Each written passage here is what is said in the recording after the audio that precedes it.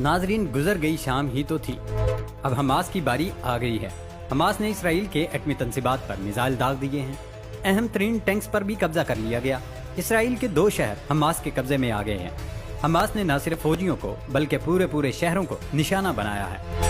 عالمی سطح پر حماس کی جنگی دانش کی تعریف ہو رہی ہے، کیونکہ حماس نے پہلے اسرائیل کو حملوں پر اکسایا اور اسرائیل نے جو حملے کیے وہاں مبینہ طور پر حماس نے پتلے رکھے تھے، جس کی بدولت اسرائیل کو لگا کہ وہ حماس کے فوجیوں کو مار رہا ہے، تاہم وہ پتلے ہی تھے۔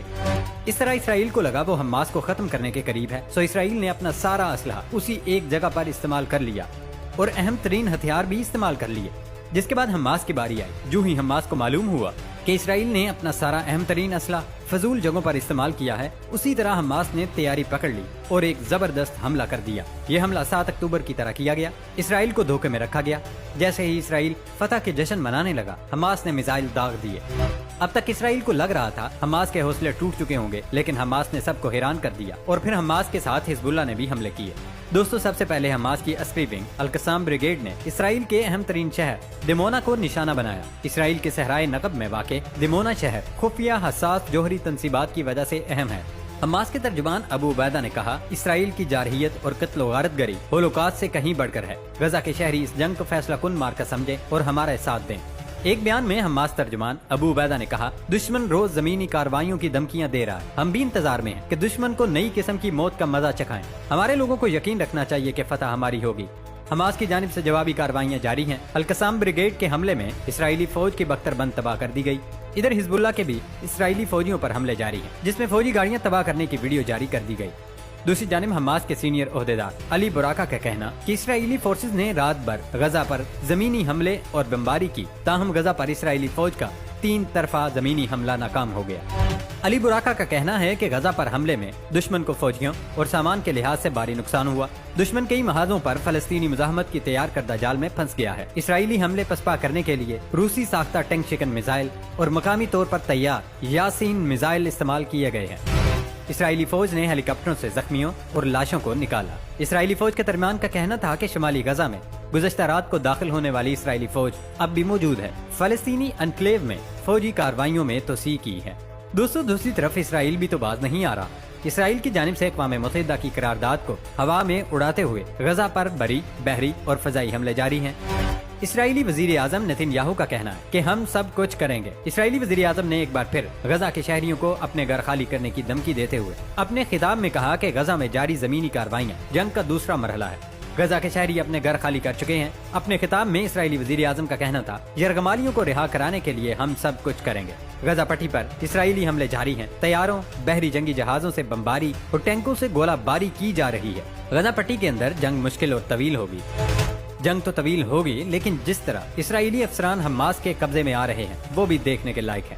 دراصل اسرائیل کی جانب سے زمینی حملے کی کمانڈ جنرل جائرم شالام کے سپرد کی گئی۔ کل رات سرکی البریج میں یہ ٹینکوں کے ساتھ غزہ میں گھس گیا۔ کچھ ہی دیر بعد اسے گرفتار کیے جانے کی اطلاعات آنے لگی۔ اب یہ بات کنفرم بھی ہو گئی ہے۔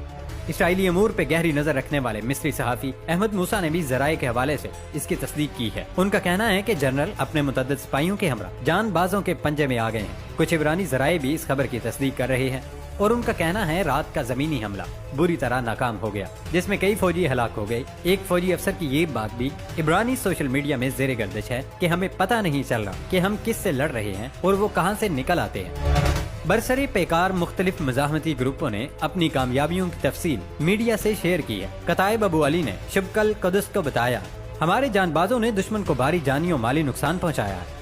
اسرائیلی نیوز ایجنسی والے کا کہنا ہے کہ یائرم شالام کے ساتھ غزہ میں داخل ہونے والے بٹالین اور اس کے سارے سپاہی مارے جا چکے ہیں یا گرفتار ہو چکے ہیں، کسی سے رابطہ نہیں ہو رہا۔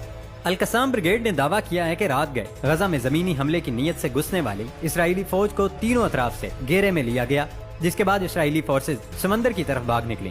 اسرائیلی فورسز متعدد ٹینک اور اسلحہ چھوڑ کر فرار ہو گئی۔ دوسری جانب شدید اسرائیلی بمباری کی وجہ سے زخمیوں کو تباہ شدہ عمارتوں کے ملبے سے نکالا نہ جا سکا۔ اسرائیل کی جانب سے غزہ کا مواصلاتی نظام تباہ کیے جانے کے بعد سماجی رابطے کی ویب سائٹ کے سربراہ ایلن مسک نے غزہ پٹی میں امدادی سرگرمیوں میں مصروف اداروں کو بذریعہ سیٹلائٹ انٹرنیٹ فراہم کرنے کا فیصلہ کیا، جو کہ انسانی ہمدردی کی بنیاد پر کیا گیا۔ اس پر بھی اسرائیل سیخ پا ہو گیا۔ دوستو 22 روز سے جاری اسرائیلی بمباری میں شہید فلسطینیوں کی تعداد 7,700 سے زیادہ ہو گئی۔ شہداء میں 3,600 بچے بھی شامل ہیں۔ مقبوضہ فلسطین کے علاقے غزہ میں जंग के इसराइल की मईशत पर बुरे असरात भी पड़ने लगे हैं। इसराइली माहिरीन मईशत के मुताबिक इसराइल का जंगी नुकसान 17 अरब डॉलर तक पहुंच गया है, जबकि मुआशी माहिरीन ने इसराइली रियासत के नुकसान का तखमीना 7 अरब डॉलर से ज्यादा का लगाया है। माहिरीन का कहना है कि इसराइल में रवां साल खसारा GDP के 3% तक पहुंच जाएगा। गजा जंग से पहले खसारा GDP के 1.5% तक मुतवक्के था। खसारे खत्म करने के लिए दरकार रकम साल के आखिरी 2 माह में 12.5 अरब डॉलर तक पहुंच सकती है। ये अंदाजे बैंक ऑफ इसराइल और वजारत खजाना के सरकारी तखमीनों से ज्यादा हैं। अरब मीडिया के मुताबिक इसराइल की 500 अरब डॉलर की मईशत मशरक़ वस्ता की बड़ी मईशतों में से एक है। गजा में इसराइल की जंग इसराइली मईशत को नुकसान पहुँचाने का सबब बन रही है। आलमी बैंक भी गजा जंग की दुनिया की मईशत पर संगीन असरात मुरतब होने से खबरदार कर चुका है। नाजरीन, बताया जा रहा है कि माशी लिहाज से इसराइल श्रीलंका की तरह डिफॉल्ट भी कर सकता है, क्योंकि जंगी मईशत तबाह होने और हमास से जंग में नाकामी के बाद कोई भी मुल्क इसराइल को मुंह नहीं लगाएगा। जबकि हमास से नाकामी का ये सबूत ही काफी है कि हमास ने गजा के वसी इलाके पर मुकम्मल कंट्रोल हासिल कर लिया है। रूसी जराए दावा करते हुए कहा कि इसराइली फौज की जानिब से ऐलान करदा वसी जमीनी कार्रवाइयों के बावजूद हमास ने गजा की पट्टी के अंदर सबसे बड़े इलाके पर कंट्रोल संभाल लिया है। अब हमास ने गजा पर इसराइली कब्जे को अमली तौर पर खत्म कर दिया है, जबकि इसराइली फौज गजा के शुमाली हिस्से पर कब्जा बरकरार रखने के लिए ताबड़तोड़ हमले कर रही है। दूसरी जानिब एक वेबसाइट ने हमास के जेरे कंट्रोल इलाके का नक्शा जारी कर दिया। इस नक्शे के मुताबिक इसराइल सिर्फ छोटे हिस्सों पर कंट्रोल रखता है। नक्शे में हमास के जेरे कंट्रोल गजा के इलाके को नीले और इसराइल के जेरे कब्जा हिस्से को लाल रंग में दिखाया गया है। नक्शे में पीले रंग के हिस्से से मुराद कन्फ्लिक्ट जोन है, यानी जिन इलाकों में जंग हो रही है उसे पीले रंग से जाहिर किया गया। मिस्री जरीदे के मुताबिक इसराइली अफवाज गजा के इलाके बैतुल बदाविया का कब्जा बचाने की जंग लड़ रही है। इससे कबल हमास के अल-कसाम ब्रिगेड ने इसराइल की खुफिया जोहरी तंसीबात पर रॉकेट दाग दिए थे। ये पहले हमले से अलग हमला था, जहां रॉकेट हमले के बाद एरीज और नेत्यू हासारा में सायरन बजाए गए। इस हवाले से एक वीडियो भी वायरल हो रही है, जिसमें देखा जा सकता है पहाड़ों के दरमियान वाक़े जोहरी तंसीबात के करीब धुआं उठता दिखाई दे रहा है। अब तो मामला इस कदर गर्म हो गया कि इसराइली वजीर आजम ने साफ अल्फाज में अक़वाम मुत्तहिदा का जंग बंदी का मुतालबा मुस्तरद कर दिया। इसराइल ने अक़वाम मुत्तहिदा की जनरल असेंबली का गजा में जंग बंदी का मुतालबा मुस्तरद करते हुए जंग का दूसरा मरहला शुरू करने का ऐलान कर दिया। काबिल सयूनी रियासत के वजीर आजम नेतन्याहू ने हफ्ता को तिल अबीब में प्रेस कॉन्फ्रेंस करते हुए कहा, हमास के खिलाफ जंग का दूसरा मरहला गुज़श्ता जुमा की रात गजा में मजीद जमीनी अफवाज के दाखिले से शुरू हो गया है। इसराइल की जंगी मकासद वाज़े हैं, जिसमें यरगमालियों की रिहाई और हमास को मुकम्मल तौर पर खत्म करना शामिल है। नेतन्याहू का कहना है, जमीनी कार्रवाई शुरू करने का फैसला जंगी और सिक्योरिटी काबीना दोनों ने मुत्तफिका तौर पर किया। दुश्मन के इलाके में लड़ने वाले हमारे कमांडर और सिपाही जानते हैं कौम और क़यादत उनकी पुष्ट पर है। गजा में इसराइल की जमीनी कार्रवाई तवील और मुश्किल जंग होगी। इसके जवाब में तुर्क सदर की जानिब से जंगी जराइम के इल्जाम पर इसराइली वजीर आजम ने उनका नाम लिए बगैर कहा कि हम पर जंगी जराइम का इल्जाम न लगाएं। अगर आपको लगता है आप हमारे फौजियों पर जंगी जराइम का इल्जाम लगा सकते हैं तो ये मुनाफिकत है। हम दुनिया की सबसे इखलाकी फौज हैं। इसराइली फौज शहरियों के तहफ़्फ़ुज़ के लिए एहतियाती तदाबीर इख्तियार कर रही है, जबकि हमास इंसानी ढाल के तौर पर इस्तेमाल करती है। दोस्तों, सिर्फ तुर्किया ही नहीं, इसराइल की जानिब से गजा में फलस्तीनियों की नस्ल कुशी के खिलाफ दुनिया भर में एहतजाज का सिलसिला जारी है। हफ्ता को यमन, ट्यूनिस, इराक, उर्दन, भारत और कनाडा समेत मुख्तलिफ ममालिक में फलस्तीन के हक में रैलियां निकाली गयी, जबकि एक खबीसुल खबीस मुल्क भारत भी इस रुए जमीन पर मौजूद है, जो फलस्तीनी बच्चों की मजलूमाना शहादत पर पर्दा डालने में इसराइल का साथ दे रहा है। लेकिन अब इसराइल और भारत का ये गठजोड़ सामने आ गया है।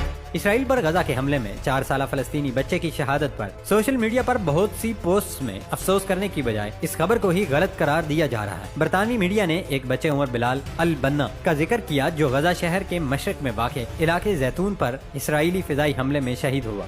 ताहम जिस तरह सोशल मीडिया सार्फिन ने उसकी शहादत की तरदीद की, उससे पता चलता है एक तरफ तो इसराइल गजा पर फजाई हमले कर रहा है, साथ ही मीडिया वार भी जारी है, जिसमें बच्चों पर होने वाले तशद्दुद का डिठाई से इनकार किया जा रहा है या फिर उसे गैर अहम दिखाने की कोशिश की जा रही है। अपने प्यारों के खोने पर गमज़दा अहले खाना और अजीज़ो अकारब इन झूठे इल्जामात पर शदीद सदमे से दो चार हो जाते हैं। उमर अल बन्ना की शहादत पर इसराइल के हामी ट्विटर अकाउंट से एक तस्वीर पोस्ट की गई, जिसमें उमर के अहले खाना उसके जस्ते हाकी को गोद में उठाए हुए है।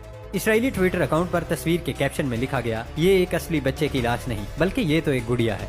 हमास और फलस्तीनी मुसलमान गजा में बच्चों की मौत का झूठा प्रोपगंडा कर रहे हैं। दोस्तों, इसराइल अफवाज के क्रैकडाउन में मगरबी किनारे में अब तक कम से कम 105 फलस्तीनी शहीद, 1550 को गिरफ्तार किया जा चुका है। इसराइली पाबंदियों और आबादकारों के हमलों के खतरे के बायस फलस्तीनी शहरों और देहात का एक दूसरे से राब्ता मुनक़ते हो गया। جس کے نتیجے میں تقریباً مکمل طور پر تجارتی تعطل اور نقل و حرکت پر سخت پابندیاں عائد ہیں۔ اسرائیلی فوج کی غزہ پر وحشیانہ بمباری سے مواصلاتی نظام مکمل تباہ ہو گیا ہے، جس کے باعث امدادی سرگرمیاں بھی معطل ہو گئی ہیں۔ اقوام متحدہ نے بھی اپنے عملے سے رابطہ منقطع ہونے کی تصدیق کی ہے۔ عالمی ادارہ صحت WHO کا کہنا ہے غزہ میں موجود صحت کی سہولیات دینے والے طبی عملے وہاں انسانی امداد کی تمام شراکت داروں سے ان کا رابطہ منقطع ہو گیا ہے۔ تمام شہریوں کے فوری تحفظ اور مکمل انسانی رسائی کا پرزور مطالبہ کرتے ہیں۔ فلسطین کے لیے اقوام متحدہ کی کوارڈینیٹر اپنے ایکس پر پیغام میں غزہ میں انٹرنیٹ سروسز کے معطل ہونے کی تصدیق کی ہے۔ ان کا کہنا ہے کہ فون لائن، انٹرنیٹ اور موبائل نیٹ ورک کٹ گئے ہیں۔ مواصلاتی توانائی، خوراک، پانی اور ادویات کے بغیر ہسپتال اور انسانی بنیادوں پر کام جاری نہیں رہ سکتا۔ فلسطینی ہلال احمر نے کہا کہ غزہ میں اس کی ٹیموں سے رابطہ منقطع ہو گیا اور ہمیں خدشہ ہے ہماری ٹیمیں ایمرجنسی طبی سہولیات فراہم کرنے کے قابل رہیں گی یا نہیں۔ غزہ میں ہمارا ایمرجنسی نمبر 101 بھی متاثر ہوا۔ پوری دنیا میں رہنے والے فلسطینیوں کے لیے غزہ میں اپنے پیاروں سے رابطہ کرنا بھی مشکل ہو گیا۔ ہیومن رائٹس واچ نے کہا کہ غزہ میں مواصلاتی نظام کا بلیک آؤٹ بڑے پیمانے پر ظلم و ستم کے مترادف ہے۔ معلومات کا بلیک آؤٹ ظلم اور انسانی حقوق کی خلاف ورزیوں کو چھپا رہا ہے۔ اب دیکھنا یہ ہے کہ یہ بلیک آؤٹ کس حد تک جاری رہتا ہے اور کب تک اسرائیل ان مظالم کو چھپا سکتا ہے۔